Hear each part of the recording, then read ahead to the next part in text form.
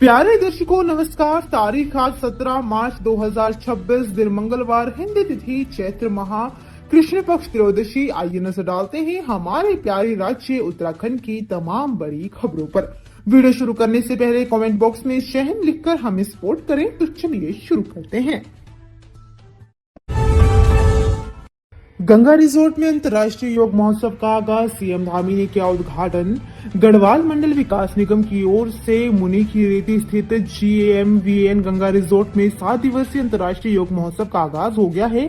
CM Pushkar Singh Dhami ने महोत्सव का शुभारंभ किया। महोत्सव में करीब 2500 योग जिज्ञासुओं ने अपना पंजीकरण करवाया, जिसमें करीब 220 विदेशी योग जिज्ञासु शामिल है। करीब 150 योगा संस्थान और सेंटर के योग जिज्ञासु प्रतिभाग कर रहे हैं। महोत्सव में 80 योगाचार्यों के माध्यम से करीब 250 यौगिक, आध्यात्मिक समेत विभिन्न सत्र आयोजित होंगे। इस अवसर पर सीएम धामी ने कहा कि योग अब केवल कसरत नहीं बल्कि एक संपूर्ण जीवन शैली बन चुका है।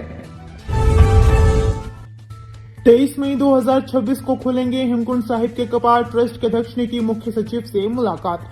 हेमकुंड साहिब के कपाट 23 मई को खुलेंगे। हेमकुंड साहिब प्रबंधन ट्रस्ट के अध्यक्ष नरेंद्रजीत सिंह बिंद्रा ने मुख्य सचिव आनंद वर्धन से आगामी तीर्थ यात्रा सीजन की तैयारियों पर चर्चा के लिए मुलाकात की। विस्तृत विचार विमर्श और मौसम स्थितियों का आकलन करने के बाद दोनों पक्षों ने पवित्र गुरुद्वारा हेमकुंड साहिब के कपाट शनिवार 23 मई को खोलने पर आपसी सहमति व्यक्त की है। ट्रस्ट राज्य सरकार के समन्वय से इस यात्रा का संचालन करता है। तीर्थयात्रियों की सुविधा के लिए हरिद्वार, ऋषिकेश, श्रीनगर, रतुड़ा, जोशीमठ, गोविंद घाट और घांगरिया में अपनी धर्मशालाओं में मुफ्त ठहरने और भोजन की व्यवस्था करता है। हेमकुंड साहिब पर भी लंगर परोसा जाता है, लेकिन ऊंचाई और सीमित सुविधाओं के कारण तीर्थयात्रियों को रात्रि विश्राम की अनुमति नहीं है।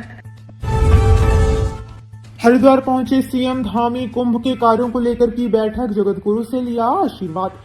मुख्यमंत्री पुष्कर सिंह धामी हरिद्वार पहुंचे। यहां उन्होंने डामकोठी में कुंभ कार्यों की समीक्षा बैठक की। बैठक और व्यक्तिगत पूजा अनुष्ठान संपन्न करने के बाद वह जगतगुरु आश्रम पहुंचे। उन्होंने जगतगुरु शंकराचार्य स्वामी राजराजेश्वर आश्रम महाराज से आशीर्वाद लिया।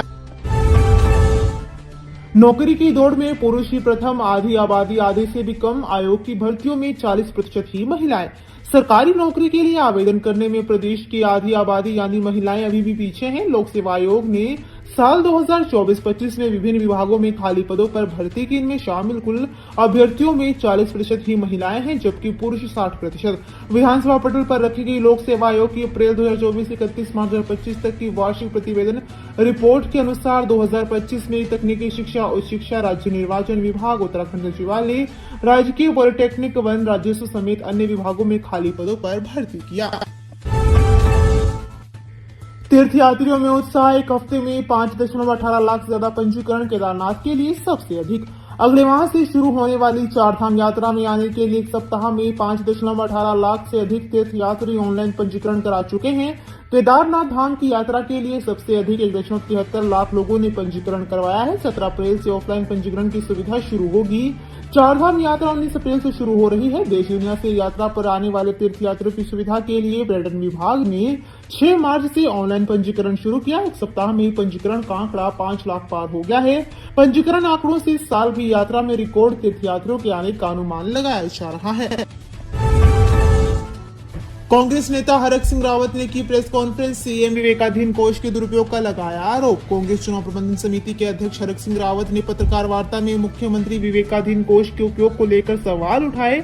उन्होंने कहा कि सूचना के अधिकार के तहत मिली जानकारी के अनुसार कुछ जिलों में मुख्यमंत्री विवेकाधीन कोष का दुरुपयोग हो रहा है।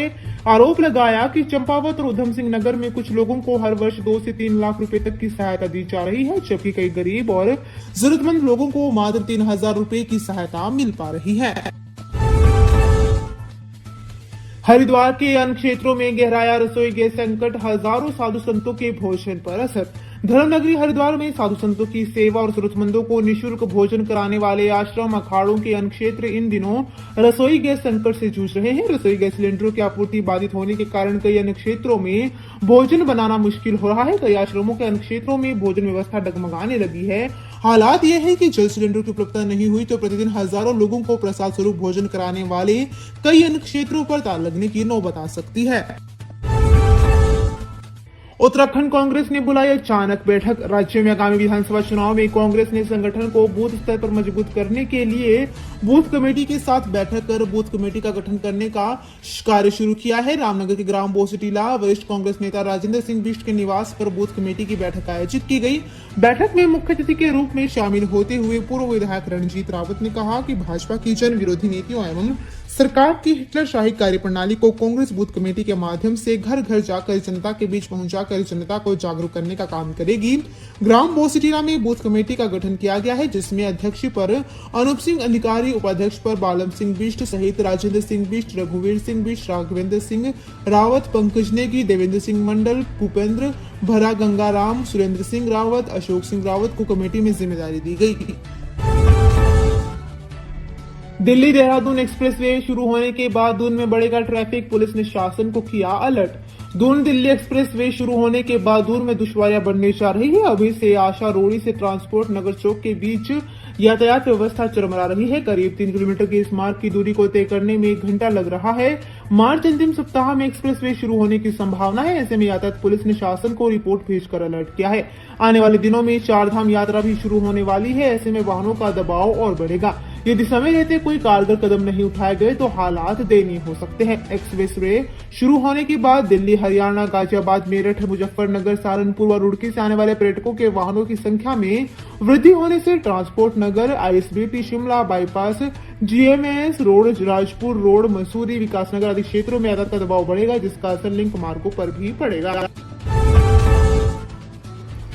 उत्तराखंड में घटिया सड़क निर्माण में 3 अभियंताओं समेत ठेकेदार से 1.71 करोड़ की वसूली, यूआरआरडीए के सीईओ ने जारी किए आदेश। उत्तराखंड में गांवों को सड़क सुविधा से जोड़ने में अहम भूमिका निभा रही प्रधानमंत्री ग्राम सड़क योजना में सड़कों के निर्माण में कोताही पर अब यूआरआरडीए ने ठेकेदारों व अभियंताओं पर शिकंजा कसना शुरू किया है।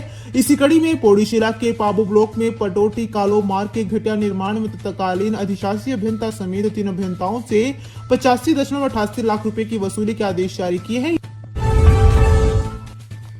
रुड़की में अवैध हथियार फैक्ट्री का पर्दाफाश, वर्कशॉप से तमंचे, पिस्टल व राइफल बरामद।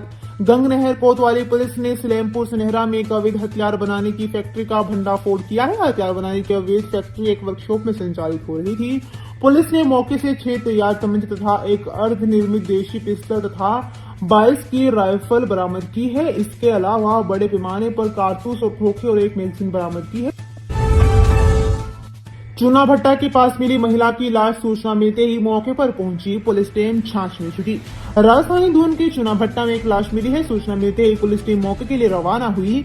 घटनास्थल पर जांच के बाद सामने आई जानकारी के मुताबिक लाश एक महिला की बताई जा रही है, जिसकी उम्र लगभग 35 से 40 साल है। महिला का शव 3 से 4 दिन पुराना है। लाश खंडार घर में पड़ी मिली। ट्रेन की चपेट में आने से टेम्पो स्टैंड के मुंशी की मौत, खबर मिलते ही परिजनों में मचा कोहराम। रेलवे स्टेशन के पास ट्रेन की चपेट में आकर टेम्पो स्टैंड के मुंशी की मौत हो गई। इसका पता चलते ही स्वजन में कोहराम मच गया।